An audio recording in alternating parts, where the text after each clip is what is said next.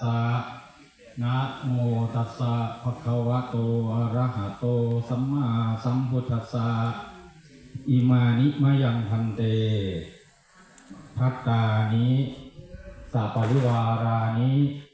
ภิกขุสังฆัสสะโอโนชยามะ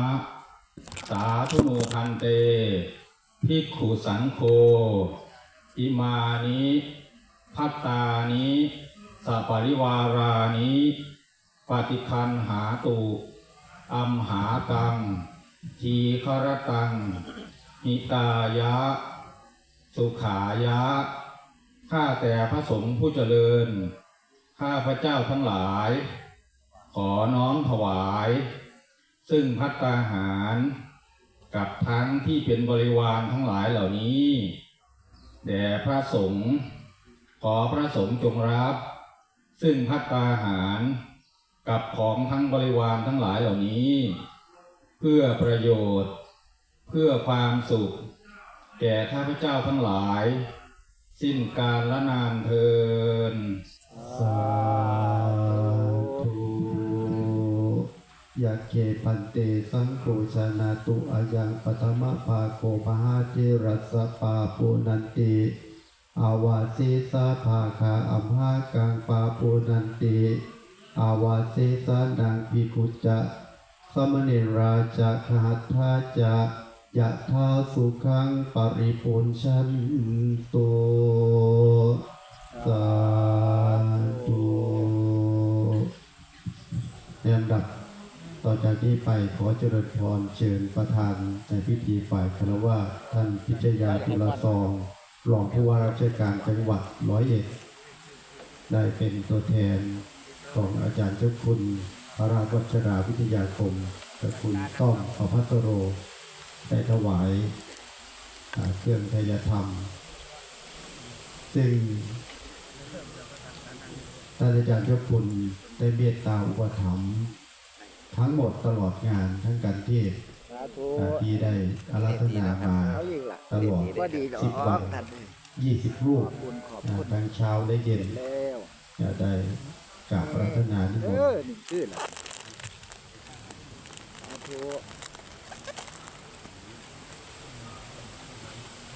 ซึ่งก็ขอนำเรียนในส่วนของกำหนดการก็จะเป็นอย่างนี้ทุกวันนี้วันแรกก็อาจจะยังไม่ลงตัวซึ่งกำหนดการก็จะมีทางผู้ว่าราชการจังหวัดได้มอบหมายส่วนงานได้มาปฏิบัติหน้าที่วันที่18วันพรุ่งนี้ขอนำเรียนวันนี้ก่อนนะว่าวันพรุ่งนี้ก็เป็นกองพลทหารราบที่6มณฑลทหารบกที่27กองบริการรักษาความมั่นคงภายในจังหวัด101สวัสดีจังหวัด101สำนักงานจังหวัด101สำนักงานวัฒนธรรมจังหวัด101สำนักงานไฟฟ้าส่วนภูมิภาคจังหวัด101สำนักงานประปาส่วนภูมิภาคสาขา101องค์การบริหารส่วนจังหวัดวิทยาลัยสงฆ์101อำเภอทวัดบุรีองค์การบริหารส่วนตำบลไพศาล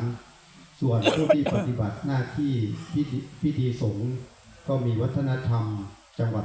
101วิทยาลัยสงฆ์101อำเภอทวัดบุรีอำนวยความสะดวกดังนั้นในพิธีการทำบุญตักบาตรถวายเป็นพระราชกุศลก็จะมอบให้ฆราวาสให้ญาติโยมนะในการประกอบพิธีในการจัดถวายเป็นพระราชกุศลในการดำเนินความสะดวกวันนี้เป็นวันแรกก็อาจจะมีส่วนที่ต้องปรับปรุงแล้วก็ได้พัฒนาและในคณะสงฆ์ที่หลวงพ่อเจ้าคณะจังหวัดได้มอบหมายให้วันนี้2 อำเภอก็คืออำเภอสุวรรณภูมิได้มอบปัจจัยมา 10,000 บาทนะครับแล้วก็อำเภอโพนทรายทั้ง2 อำเภอในการรับผิดชอบในการมาทำบุญตักบาตรแล้วก็สนับสนุนในกิจการงานในครั้งนี้และวันพรุ่งนี้นะครับก็เป็นอำเภอพนมไพรและก็อำเภอหนองฮีซึ่งในจังหวัด101มี20 อำเภอหลวงพ่อเจ้าคณะจังหวัดก็มีเมตตาได้มอบหมายให้วันละ2 อำเภอได้เดินทางมาเยี่ยมมาให้กำลังใจมาทำบุญตักบาตรด้วยการนี้ในลำดับต่อไปได้รับพรจากพระสงฆ์หมู่ใหญ่เป็นลำดับสืบไป เอาตั้งใจว่าตามเด้ออีทังโนยาตินังโหตุสุขิตาโหตุยาตโยขอพระรานิสงส์ผลบุญแห่งการให้ทานสมาทานศีลเจริญจิตภาวนาฟังพระสัทธรรมเทศนาของข้าพเจ้าในวันนี้จงสำเร็จประโยชน์แก่ตัวข้าพเจ้าลูกหลานของข้าพเจ้าทั้งหลายที่มีชีวิตอยู่ให้ร่มเย็นเป็นสุขมั่งมีสีสุขเจริญรุ่งเรืองอายุขัยยืนยาวอีกส่วนหนึ่งเป็นทักขิณานุปทานแด่ดวงวิญญาณของสมเด็จพระนางเจ้าสิริกิติ์พระบรมราชินีนาถพระราชชนนีพันปีหลวงตลอดถึงบรรพบุรุษปู่ย่าตายายญาติของข้าพเจ้าทั้งหลายที่ราจากโลกนี้ตลอดถึงทหารหารที่ยอมเสียสละรักษาประเทศชาติพระศาสนาองค์พระมหากษัตริย์ได้รับอานิสงส์ผลบุญของข้าพเจ้าในวันนี้หากท่านทั้งหลายตกทุกข์ขอให้พ้นจากทุกข์เมื่อถึงสุขแล้วขอให้สุขยิ่งขึ้นไปด้วยเถิดยะถาวาลิวาหาปุราปาริปุเรนติสาคารังเอวะเมวะอิโตทินังเปตานังอุปกัปปติอิจิตังปัฏฐิตังตุมหังคิปะเมวัสมิจฉตุสัพเพปุเรนตุสังกปานจันโทปนรโสยะธามะเนโชติระโสยะธาสัพพิติโยวิวันรันตุสัมภโรโควินาศตุมาเตมภวันตรายโย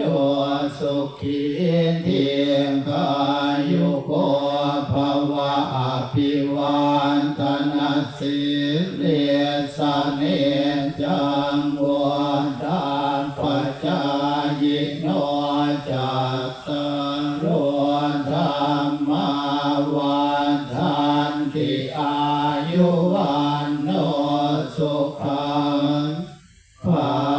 ลังยันจะโคตักขินาทินนาสังฆัมปิสุปฏิทิตาทิคารัตตังอิกายาสถานะโสอุปการปฏิโส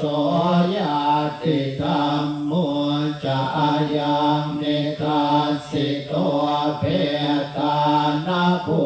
ชาจักกตาอุลลาภลัญจะภิกขุนัมมโนปะทินังตุมเนหิพุญญังปัสสุตังคณาภกันติ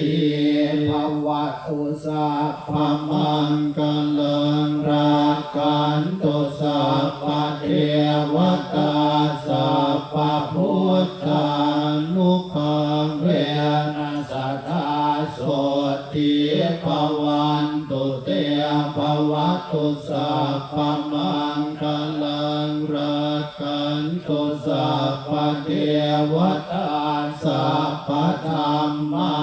นุภาเวนัสสทธาโสติภวันตุเตภวตุสัพพมังคารังรักขันตุสัพพเทวตาสัพพสังฆานุภาเวนัสสทธาโสติภวันตุเต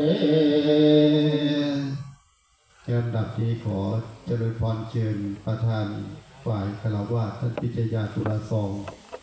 รองผู้ว่าราชการ